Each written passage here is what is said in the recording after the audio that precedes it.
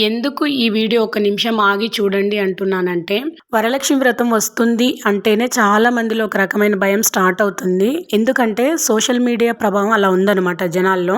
నేను కూడా అందరిలా చేసుకుంటానా లేదా, అన్ని పెట్టగలుగుతానా, పెట్టకపోతే ఏమవుతుందో ఏం జరుగుతుందో అని ఒక భయం. దానివల్ల కొంతమంది చేసుకోవడానికి ఆలోచించి ఆగిపోతున్నారు. ఇంకొంతమంది నేను కూడా అలా పెట్టాలి అని ఆడంబరాల కోసం పరుగులు తీస్తున్నారు. అయితే నేనేం చెప్పాలనుకుంటున్నానంటే, నేను స్టార్ట్ చేసినప్పటికీ, ఈ రోజుకి ఎలా చేసుకున్నాను అన్నది ఒకటి చెప్తే, మీకు కూడా ఒక క్లారిటీ వస్తది. భయం పోతుంది అన్న ఒక చిన్న హోప్‌తో ఈ వీడియో చేస్తున్నానండి. నాకు 14, 15 ఇయర్స్ ఉన్నప్పుడు ఒకళ్ళు వాయనానికి పిలిచారండి. అంటే అప్పట్లో ఇంత హైప్ లేకుండే. పిలవడానికి భయపడేవాళ్ళు, పిలిచిన వాళ్ళ ఇంటికి పోవడానికి భయపడేవాళ్ళు. అమ్మో! ఏం చేస్తున్నారో, ఎందుకు పిలుస్తున్నారో తెలియని వాళ్ళు ఇలా భయపడేవాళ్ళు. అలాంటప్పుడు మమ్మల్ని కూడా పిలిచారు ఒకరు. మా అమ్మని పిలిస్తే మేమెళ్ళాం. అక్క, నేను ఇద్దరం కలిసి వెళ్ళాము. అక్కడ వాళ్ళు ఏం చేశారంటే కాళ్ళకి పసుపు పెట్టారు, వాయనం ఇచ్చారు. నేను అమ్మవారి సైడ్ చూసాను. మంచిగా అనిపించింది.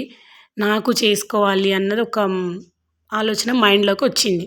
ఇంట్లో వాళ్ళు ఒప్పుకుంటారా, ఒప్పుకోరా అని ఆలోచించాను. కానీ మనసు మాత్రం మార్చుకోలేదండి. బహుశా అమ్మవారు కూడా అలా ఆశీర్వదించిందేమో. మనలో భక్తిని చూస్తారే గానీ ఆడంబరాలను చూడరండి ఎప్పుడే గాని. అక్కడి నుంచి వచ్చిన తర్వాత మళ్ళీ నెక్స్ట్ ఇయర్ వచ్చే వరలక్ష్మి వ్రతానికి నేను కూడా ఎలాగైనా చేయాలని మైండ్‌లో గట్టిగా ఫిక్స్ అయ్యాను. మనీ సేవ్ చేసి పెట్టుకున్నాను. ఒక 100, 200లో అయిపోయేదనమాట. ఇప్పుడు మనం డెకరేషన్స్ కోసం వేలు ఖర్చు పెడుతున్నానని నా దగ్గర ఒక 100, 200 సేవ్ చేసి పెట్టుకొని, వ్రతానికి సరిపడా సామాగ్రి మొత్తం తీసుకురాకున్నా కానీ కొబ్బరికాయలు, అరటిపళ్ళు, మెయిన్‌గా ఉండే వాటిని తీసుకొచ్చుకొని దాచిపెట్టుకొని, ఈవినింగ్ టైంలో అంటే స్కూల్ నుంచి కానీ కాలేజ్ నుంచి కానీ వచ్చిన తర్వాత స్నానం చేసి చిన్నగా ఇలా స్టార్ట్ చేసుకునేదాన్నండి. ఇదంతా 2014 నుంచి స్టార్ట్ అయిందండి. ఇప్పుడు ఎవరైనా పూజ వీడియో పెడితే 100 క్వశ్చన్స్ వేస్తారు. కలశం పెట్టుకోవచ్చా, ఆనవాయితీ ఉంటేనే పెట్టుకోవాలా అని ఎన్నో క్వశ్చన్స్ వేస్తుంటారు. అప్పుడు నాకు తెలియని వయసులో కలశం ఉంటుంది, ఒకటి పెట్టుకోవాలి, నాకు తెలీదు కానీ పెట్టుకున్నాను.